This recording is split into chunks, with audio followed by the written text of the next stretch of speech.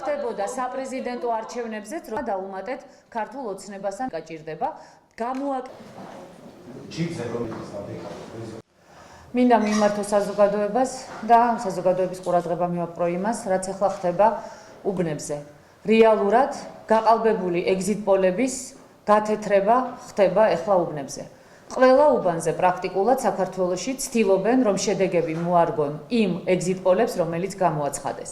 მე სრული პასუხისმგებლობით შემიძლია გითხრათ, რომ თუ ეს პროცესი სასწრაფოდ არ შეწყდება და არ შეიცვლება რეალობა, არჩევნები იქნება გაყალბებული.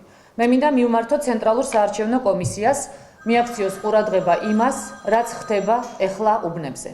მინდა მივმართო ყველა ჩვენს მომხრეს, რომ ყველა უბანზე მოითხოვონ ხმების გადათვლა.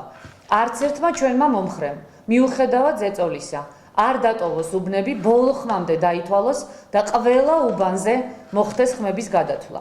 მე ამ განცხადების გაკეთების საფუძველს მაძლევს ძალიან ბევრი ფაქტი და მათგან მხოლოდ რამდენიმეს მივაპყრობ თქვენს ყურადღებას. ნაძალადევის 22-ვე უბანზე გამოაგდეს ჩვენი დამკვირვებელი უბნიდან უთხრეს, რომ თქვენთვის არჩევნები უკვე დამთავრდა, ზუსტად იგივე ხდებოდა საპრეზიდენტო არჩევნებზე და არ შეუშვეს უბანზე ცენტრალურ საარჩევნო კომისიაში პარტიის წარმომადგენელი ბატონი ირაკლი ჭყოიძე. ჩვენი კატეგორიული მოთხოვნის შემდეგ, როდესაც უბანზე მოვიდნენ მხარდამჭერები, როდესაც მოვიდნენ აღშფოთებული ადამიანები და მოხდა მხოლოდ ერთ ადგილზე გადათვლა, უცებ საიდანღაც ერთ ადგილზე 30, მეორე ადგილზე 50 ხმა დაემატა. სად იყო ბატონებო ჩვენს კატეგორიულ მოთხოვნამდე ეს 30 და 50 ბიულეტენი დამალული. ასეთივე ფაქტები ხდება სხვაგანაც. სამტრედიის 35 და 36 უბნებზე გაიმარჯვა ჩვენი მაჟორიტარობის კანდიდატმა ილია მჟავიამ, რომელსაც ამის შემდეგ დაურეკა ქართული ოცნების ადგილობრივი შტაბის ხელმძღვანელმა და პირდაპირ დაემუქრა, რომ უნდა შეეგუო დამარცხებას, წინააღმდეგ შემთხვევაში ჩავშლის საერთოდ უბანს და პარტიას ხმები დააკლდებაო.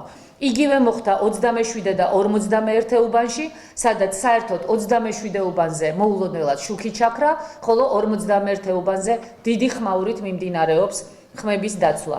ბორჯომში, წაღვერი, მე-13 უბანი, ასევე გაიმარჯვა ჩვენმა მაჟორიტარმა მაია ხრიკაძემ, ხოლო კომისია მიზანმიმართულად ცდილობს გააუქმოს ბიულეტენები, სადაც ჩვენი მაჟორიტარობის კანდიდატია შემოხაზული. ანალოგიური მდგომარეობაა დაბა ბაკურიანში. ასევე შემიძლია გითხრათ ვანში მასიური დარღვევები, რომელსაც ადგილი ჰქონდა მერვე უბანზე, მე-17 უბანზე და აქაც იყო ცალკეული სერიოზული შემთხვევები დაფიქსირებული. იგივე რაც ნაძალადევში ხდება, იგივე ხდება სამგორში, ამიტომ კიდევ ერთხელ ვიმეორებ, მე ჩამოვთვალე მხოლოდ რამდენიმე უბანი, სადაც უკვე თითოეულ უბანზე 20, 50, 70 ხმა არის სხვაობა, რაც ზუსტად ემთხვევა იმ ციფრებს, რომელიც მე გუშინ შევატყობინე ამერიკის ეროვნული რესპუბლიკური ინსტიტუტის წარმომადგენელს, როდესაც წალკიდან მომავალმა მივწერე მესიჯი იმასთან დაკავშირებით, რომ ქართულმა ოცნებამ გასცა ბრძანება, რომ ყველა უბანზე ჩვენ მოგვაკლდეს 20-დან 50-მდე ხმა და მოემატოს ეს ხმები ქართულ ოცნებას. კიდევ ერთხელ მივმართავ ყველა ჩვენს წარმომადგენელს.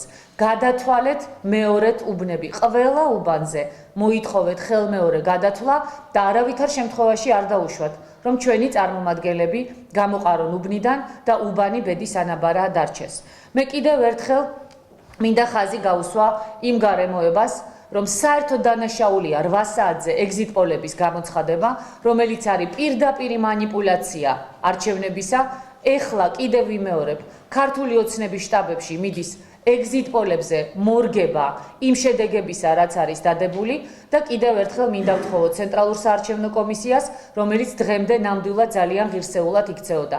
ყველაფერი გააკეთოს იმისათვის, რომ არ დაუშვას არჩევნების გაყალბება. ნუ გვაიძულებთ ბატონებო, რომ მივმართოთ საგანგებო ზომებს. საპრეზიდენტო არჩევნებზე ზუსტად იგივე სქემა მუშაობდა, აღარაფერს ვამბობ მასიურად ფულების დარიგებაზე, მასიურად პროდუქტის დარიგებაზე, მასიურად ადამიანების მოსყიდვაზე და მოთხოვნაზე, რომ ჩვენი წარმომადგენლები ყოველ შემთხვევაში მომხრეები თუ ხმას ოცნებას არ მისცემდნენ, სახში დარჩენილიყვნენ და ჩვენ ხვალ ნახავთ უახლოეს დღეებში რა მოუვალ არის კურს, იმდენი ფულია დარიგებული გუშინ და დღეს არჩევნების განმავლობაში. ზუსტად იგივე ხდებოდა საპრეზიდენტო არჩევნებზე. ოღონდ მაშინ მე ვიყავი ის პიროვნება, რომელმაც გადავწყვიტე, რომ არავითარი პროტესტი არ უნდა გამოგვეხატა, მიუხედავად იმისა, რომ არჩევნები რეალურად იყო ფალსიფიცირებული. დღეს სხვა ვითარებაა, დღეს ასობით და ათასობით ადამიანი იბრძვის თავისი გამარჯვებისათვის, ამიტომ გონს მოეგოს ქართული ოცნება, რომელმაც ფრანგული შამპანიურით აღნიშნა ჯერ კიდევ გამოუცხადებელი გამარჯვება, მხოლოდ იმიტომ, რომ მათმა ტელეკომპანიებმა გამოაცხადეს და მათაც ვერა სხვათა შორის 58% ჰქონდათ გამოცხადებული. კიდევ ერთხელ ვიმეორებ ბატონებო, ეს არის არჩევნების მასიური გაყალბების მცდელობა და ეს არის მცდელობა ქართული ოცნების მხრიდან საბოლოოდ გაათეთროს ნაციონალური მოძრაობა და დაასამაროს 1 ოქტომბრის მონაპოვარი. ეს არის ნაციონალური მოძრაობის და ქართული ოცნების ერთობლივი მოქმედებები და ჩვენ ამას ნამდვილად არ შევეგუებით. თავდაპირველად რას დაპირებთ წინააღმდეგ შემთხვევაში თუ ეს პროცესი არ შედგება? მოდით დაველოდოთ, 1 საათის განმავლობაში შეიძლება ვითარება რეალურად შეიცვალოს, თუ ქართული ოცნება გონს მოვა და დარწმუნებული ვარ, რომ ცენტრალური საარჩევნო კომისია ამაზე ადეკვატურ რეაგირებას გააკეთებს, შემდეგ ვისაუბროთ.